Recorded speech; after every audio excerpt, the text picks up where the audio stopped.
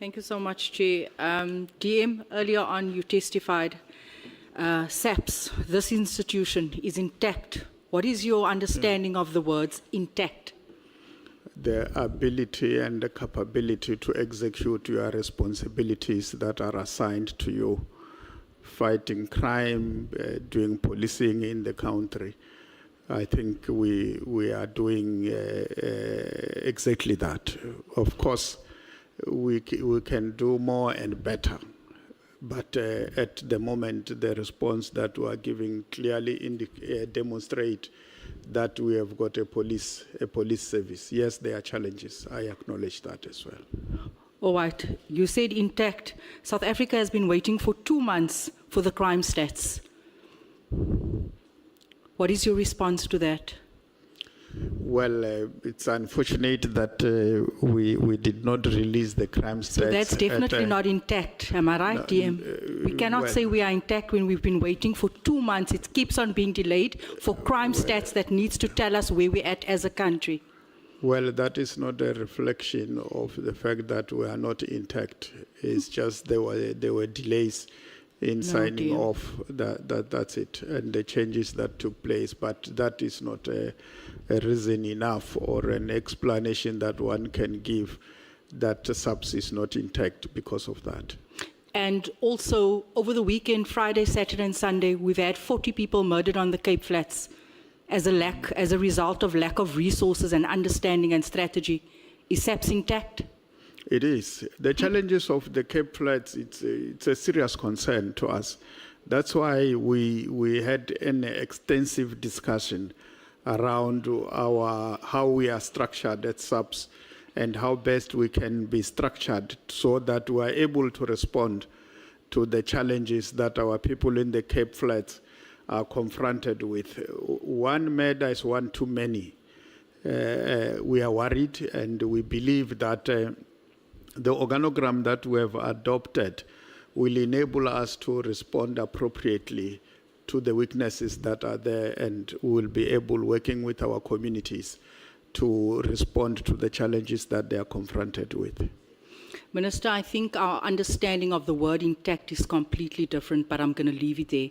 I also want to know, you testified that you were shocked, that you were dissatisfied, that you saw in the media.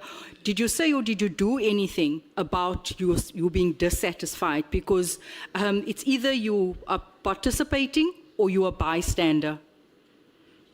I'm not a bystander in the ministry. I'm a participant.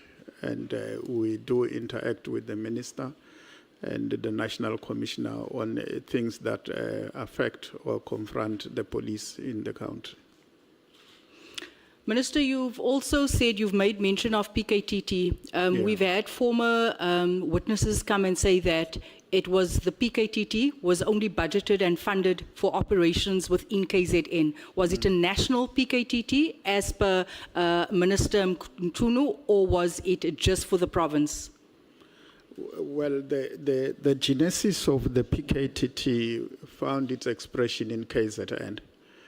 And the work... Sorry, Minister, I'm asking, you're saying it finds its expression in KZN. Yes. Was it funded, was the budget allocation only for KZN, or was it for national operations?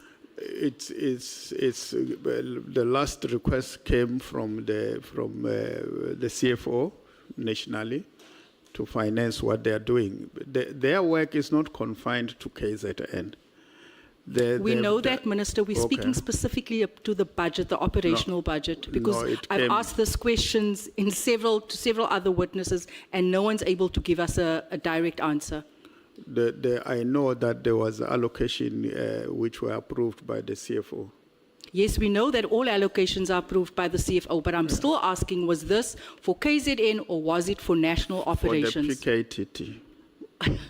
I'm asking, was it for national, the budget allocation? Was it for national or was it for KZN? Because the minister insisted on the N. And when Minister Bheki Cele came, he said, no, he's not familiar, he's not aware of the N. So I'm asking you, that's been walking alongside Minister Bheki Cele for 5 years, was the N there or not? Was it national or not? The funding. Yes, the funding, was it for operations? We know funding comes from national, but Yeah. I'm asking the funding, the budget, the operational budget, was it for KZN or was it for national? And even if we have to spend the day asking this question, it's fine. No, that's okay. The funding that they are given to do work where they are assigned. Which is into- KZN. No, they have been to the Eastern Cape, they have operated there. We have had problems in Mpumalanga. We have said they must also focus on Mpumalanga. In Gauteng, I mean, even the provincial commissioner did mention that they were assisting here in Gauteng. So they are not necessarily confined to work in KZN. Mind you, the head of the PKTT is General Kumalo, who is head of CI based in Pretoria. It's really sad that everyone that has appeared before us is unable to answer that very simple question. Considering that you said to us that you partook in several meetings discussing, you knew the involvement about the formation, because usually on the cover page when we have a NAT joint operation, it would actually outline the budget. You and I know this, DM. And here today, because that budget would speak to accommodation, it would speak to vehicles, it would speak to, obviously you can't process a case and you can't attend a court case in Gauteng when you're on KZN. If you don't have a budget for it. And this is what I've been trying to determine. Was there a budget nationally? We know things that happens in all other provinces, but the budget allocation, was it for those members to work across provinces? I mean, yes, they were doing work outside KZN also.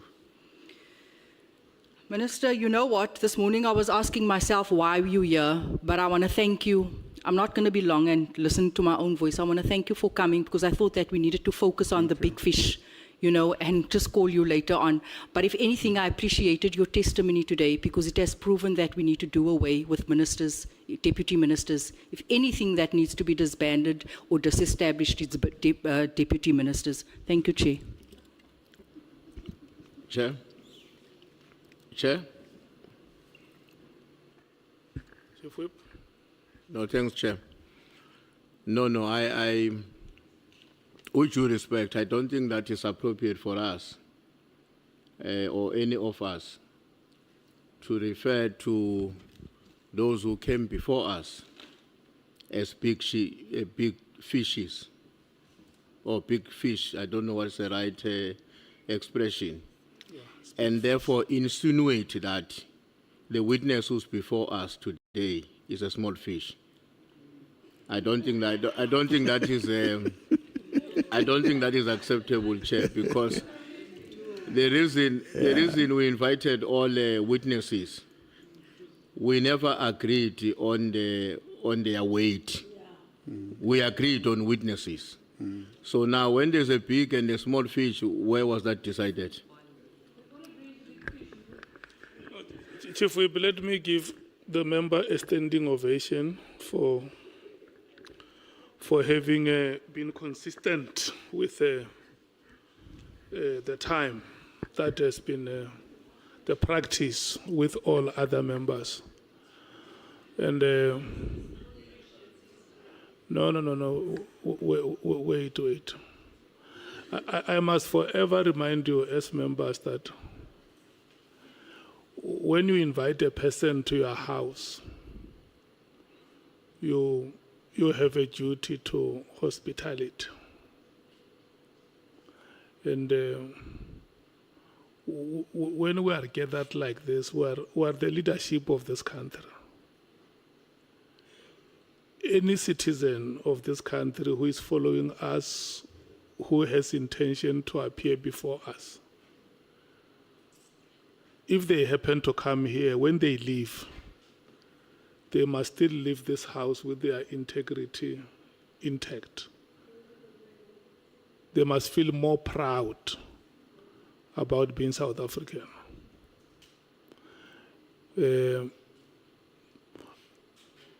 SC, there are 3 members left.